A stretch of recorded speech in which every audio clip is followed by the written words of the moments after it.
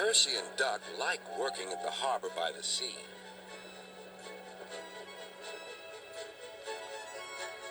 On a clear summer's night, there's no better place to be.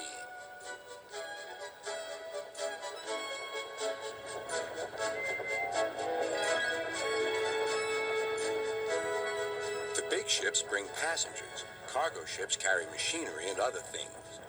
Duck and Percy puff backwards and forwards with the crates of cargo as they are loaded and unloaded by the quayside. One morning, Duck and Percy noticed that the horizon was packed with sails flapping against the blue sky. "I wish I could sail to faraway lands," sighed Duck. "Engines can't go sailing," snorted Percy, "because engines can't float." Duck still had his dreams. Suddenly, they were rudely interrupted.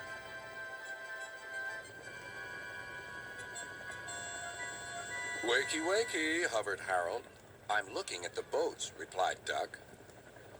"That's the regatta. Lots of boats, lots of races, great fun. I hover around in case I'm needed."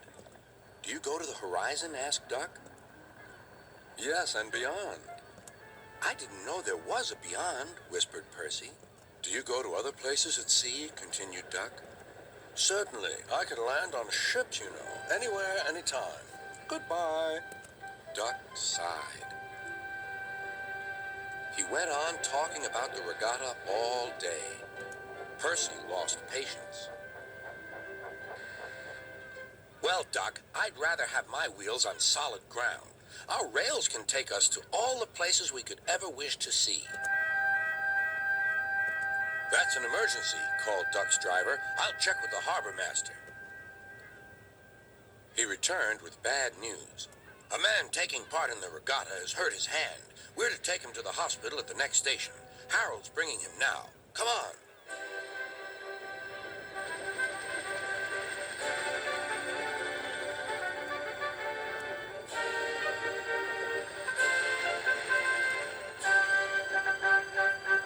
"Good to see you again, Duck," whirred Harold as he landed carefully on the platform. The man was gently helped to safety. "My job is to stay at sea in case of other emergencies. Otherwise, I would take this gentleman to hospital myself. Must fly. Goodbye."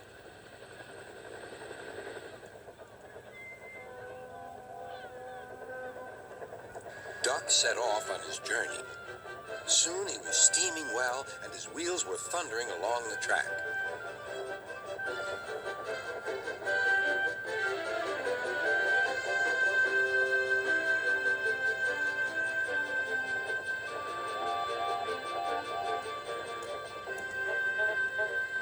When they reached the station, the man thanked everyone, and Bertie got ready to take him to the hospital.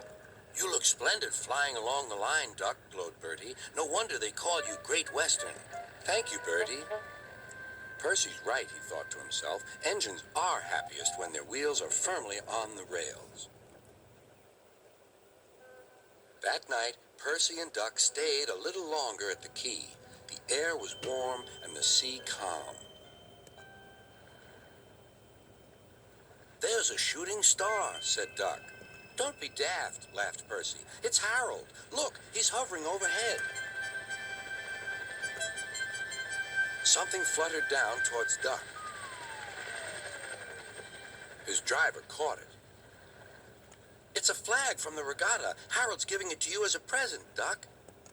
"That was kind of Harold," whispered Duck. "He may have whirly arms instead of wheels, but he seems to understand just what an engine needs."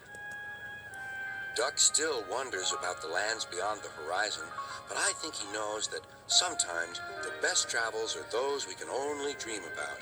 Don't you?